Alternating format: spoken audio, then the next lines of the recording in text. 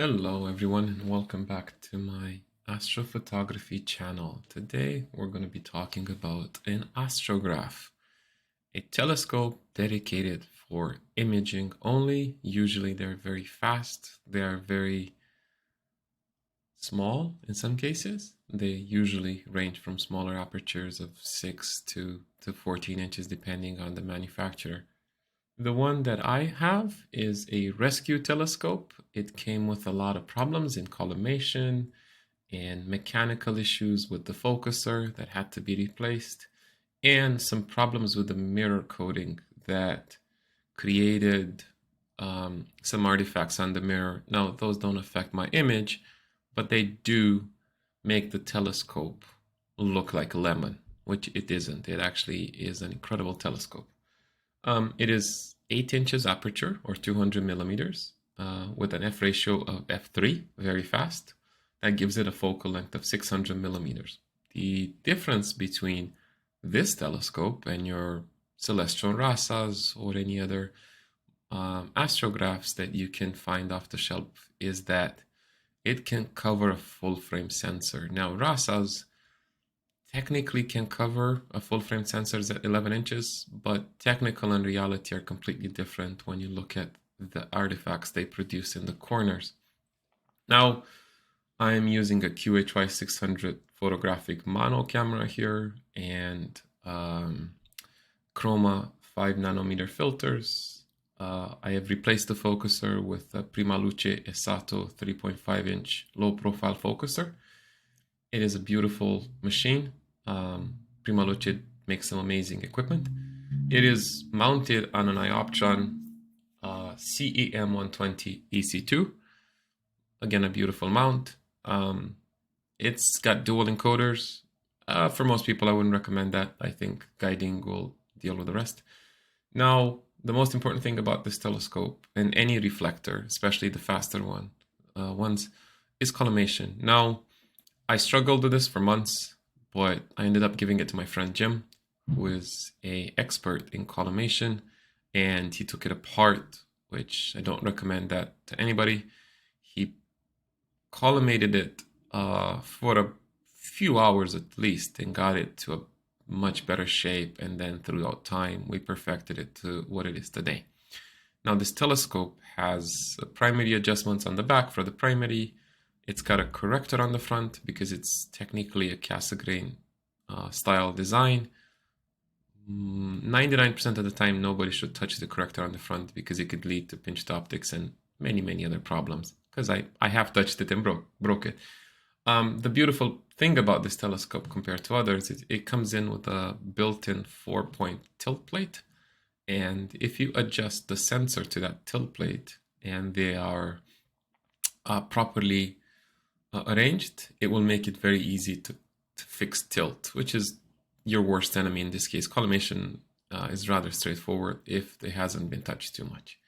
Now, it is hard to use to begin with because you have to deal with all these factors: collimation, tilt. You might need special filters because it's relatively fast. But once you get it going, it is an incredible telescope. And my friend Jim has fixed 3 so far. And all 3 are working relatively amazing. I've had other troubles that I'll get to in a sec that I fixed, but let's move on to see some test images. Now, I take my telescopes to the desert, to a Bortle 2 sky, to test them using, emission nebulas and galaxies.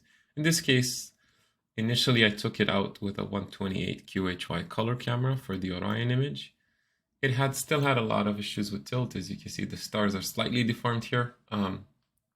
I could have worked with it the way it was, but I am a perfectionist and I want to make sure that these telescopes get a fair representation. The image on the right, the telescope was collimated and the star field was good, but the primary baffle was not flocked, which led to some reflections. As you can see, some of the star reflections off the brighter stars in the Pleiades cluster, plus some of these rings. The image turned out really impressive. The detail in the dust is very good for the time I've spent. and it helped me identify what my problem is. Obviously, at the time, I was frustrated because I drove a lot of hours to get to the desert and I wanted, a perfect telescope. The most important things for any telescopes or any equipment is compromise, knowing what works for you and knowing what you can improve on. Today's image is actually going to be a narrowband image because most of the imaging that I do from my backyard is narrowband due to my Bortle 7 Sky. So let's look at what I have. Now, it's not a lot of data. It is 4.2 hours per channel and a total of 13 hours. That doesn't mean that the object that I captured is not going to be bright. It just means that for the amount of time that I'm going to show you, the telescope really shined. So let's start with sulfur. Sulfur is a good channel. It's somewhat noisier than hydrogen, but a lot better than oxygen. There's a lot of stars. Because you're imaging at f3, you will see a lot of stars. The core is slightly blown out, and I was really impressed. I cannot stress the importance of calibration again. I know I keep saying it, but you will not get clean data without flats and darks for your CMOS camera.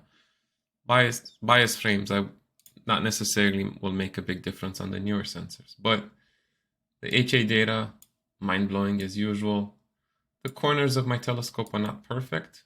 They're somewhat goofy, but given that it can deliver 4 hours of extremely well captured emission data, I personally think that that's a compromise I can live with any day. Even the Trifid Nebula, which is really small, because of the 8-inch aperture, has pretty good detail. Now, if you look in the sulfur channel, you'll see a lot more. I was really impressed. I have imaged this target many times with a 10-inch and a 12-inch. I was really surprised that this little 8-inch can produce this much detail. And now, let's look at oxygen. Oxygen is always a channel that looks really bad. Not in this case. This case, actually, oxygen looks good. The data here looks really good. I didn't know that the lagoon has been spilling, which is stunning once you see it in color. But I didn't know the Trifid had so much oxygen around it. So some amazing surprises, and that's why you have all of these Astrograph telescopes that we use to collect data fast. And the bigger the aperture, the more detail you will see. I think these were really good stacks to start with. I would advise people not to make any kind of decisions on anything before they stack the final image. I would advise people not to look at a fit that you just captured, one single image, and say, oh, I don't like this. Space objects are dim, and we do multiple exposures for a reason. So have patience. Now let's look at the stretched. I won't be doing any kind of advanced synthetic combinations yet. I will do some tutorials on how I do pixel math and how I do my synthetic luminance channel. But today we're going with a straightforward sulfur for red, hydrogen for green, oxygen for blue, standard Hubble palette. I've stacked the image. I have then stretched it. I removed the green with SCNR. I removed the pink, inverting the image and then applying an SCNR on green on it. And then I did the same thing. I saved the original stretch file for the stars, and then I went to work on the starless image. I use StarNet 2.0. It does a really good job, and the smaller the stars, the tighter the bandpass, the better it's going to look. I was really impressed with this, and I was starting to see something that I never saw. The fact that there's oxygen spillover from the lagoon. I've seen this nebula imaged many times by amazing astrophotographers, but I never saw that it was actually spilling out very dramatically. And then also the oxygen, the blue around the Trifid Nebula was very, very beautiful. Now, this already looked really impressive. Then I did a color mixing. Again, I've said this a few times. I don't like the golden color scheme that comes with the Hubble palette when you remove the green. But I do like to take all that gold and throw it towards red, which is the color space is very red. After I did the color mixing in Photoshop, I also did a texturization of the image using a high pass filter so that a lot of the details in the nebulosity and the dust shows up. I will do a tutorial on that later. And also I forgot to add in this image, I did a HDR multi-transform to bring out the core. As you can see, if you look at this image, the core is starting to look a lot better. It's a lot more clear. You can actually see within it, which is why we want to do that, to see the inside of the Lagoon Nebula. Now, again, I was really impressed and happy with this image so far. Now it was time to take it back to the space realm and add some stars. Let me close this. I added the stars and I was really impressed with what it looked like. But I am a perfectionist and I always want to do better. So I looked at this image, I thought, what could I do better? Then I decided to stretch it a little bit more and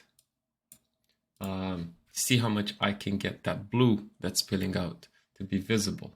Now I've seen many techniques. There's many amazing channels on YouTube that will teach you a lot of these. I will try my best to teach you how I do it. I've learned from, Chuck's Astrophotography, from Visible Dark.